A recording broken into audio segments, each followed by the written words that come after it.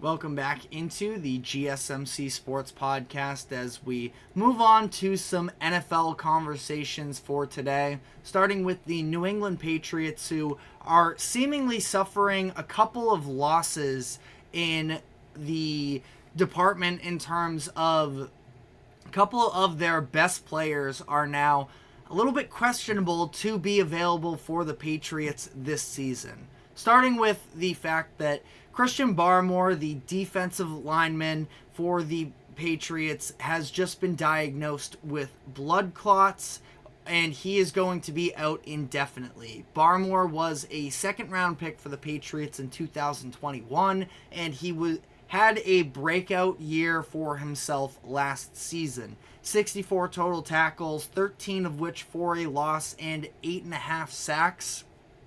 Add to that 6 pass deflections from an interior D lineman position. That is a very good season. He's effective in both the run and pass game, but now the Patriots might be without him for the entire upcoming season because of these blood clots, and it is most certainly not the way that both he and the Patriots organization were hoping to kick off his new contract, where over the offseason he was given a new deal, 4 years, $92 million. I don't think it's crazy to say that I think that he was at least going to be in the conversation for trying to establish himself as a top 10 interior D lineman this upcoming season.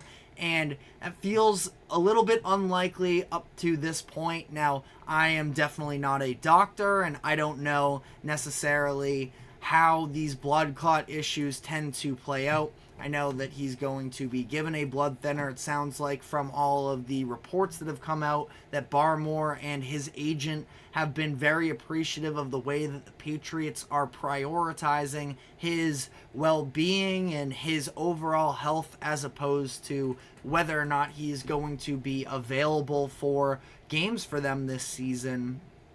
But it would be a massive loss for this Patriots defense to not have him available to them, where he is becoming, one of the go-to guys on that defense. I'd say that it's probably him, Christian Gonzalez, and Matthew Judon that are probably the 3 biggest players on that defense. You can maybe throw Jabril Peppers in that conversation as well, but in terms of especially upside and, potentially, again, being one of the premier players at his position, Barmore seemed like he was on that trajectory, but when it comes to this blood clot issue, it can be very troubling. Now, one of his own teammates, David Andrew, the starting center for the New England Patriots, he just dealt with a blood clot issue himself a few years ago, where in 2019 he was diagnosed with blood clots in his lungs that took him out for that entire 2019 season. But we will have to see how this plays out for him. But I mentioned the top names of this defense, and Matt Judon is 100% one of them, and he is currently going through a bit of a hold-in situation with the Patriots. He signed a 4-year, $54.5 million deal in free agency with the Patriots ahead of the 2021 season, and I would say pretty confidently that he has been their best defensive player in that time frame. He had 12.5 sacks in 2021. He even increased that number to 15.5 sacks in 2022. And last season, unfortunately, he ended up tearing his bicep in week 4 in the Patriots game against the Cowboys and was forced to sit out the remainder of the season. So definitely not where he wanted to be headed into his final season of his contract, but even despite that, he still feels like he is worth more money. Last offseason, he restructured his contract so that instead of making $2 million in guaranteed money, he had $14 million for that 2023 season. As a result, there is just $6.5 million left on his current deal that he signed originally in 2021.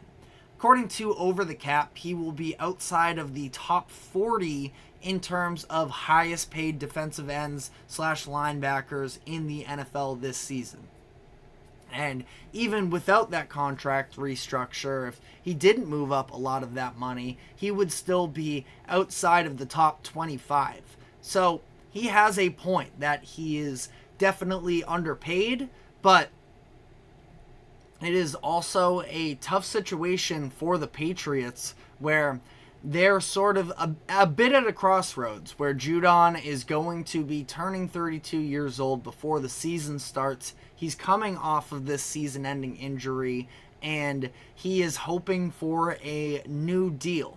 I have faith in him that he'll be able to bounce back strong and still be effective, but you never completely know in these types of situations. So I feel like the best possible situation here would be to, again, restructure the deal a little bit and have him end up getting a lot of incentive-based options into his contract where, depending on games played and sacks that he could make, try and get him to at least over $10 million. Because, again, when you look at the overall list of these big contracts that are being handed out to defensive ends, he definitely feels like he is on par with a lot of them and is significantly underpaid, which I can understand that. Now, there is part of me that doesn't love necessarily the strategy of restructuring your deal a year ahead of your final season and then sort of just painting it as he's only making $6.5 million. He would have been making over 10, but again, he bumped that money up a year prior, so now it looks even worse than the overall deal would have been. That part of it doesn't totally sit right with me, but the fact of the matter is the average annual value for this deal when it was initially signed probably isn't indicative anyways of how talented of a player that he is. That you're looking at about $13.6 million per season, and Judon has given you more than enough value through even just the first 2 seasons combined. So Patriots are in a little bit of a pigeonhole to some degree, and this is significant because if the Patriots are going to have any success this year, it is largely going to have to be dependent on their defense, and especially going into the year with a first-time head coach in Jerod Mayo running that defense. That's his specialty. That's what he is hoping to be able to bank on, and he could be without 2 of his 3-ish best players on the defensive side of the ball. And you could even make an argument, I would say, 2 of your best 3 players altogether on the entire roster. So this is a very tough blow. The Patriots already have pretty low expectations, so ultimately it's not like this is a massive loss in terms of it takes them from anywhere near a contender playoff team to out of the picture, but it is still definitely a very tough loss. And when you talk about Jerod Mayo and the pressure that he is slated to be facing in trying to replace Bill Belichick, obviously nobody can replace Belichick like that in year 1.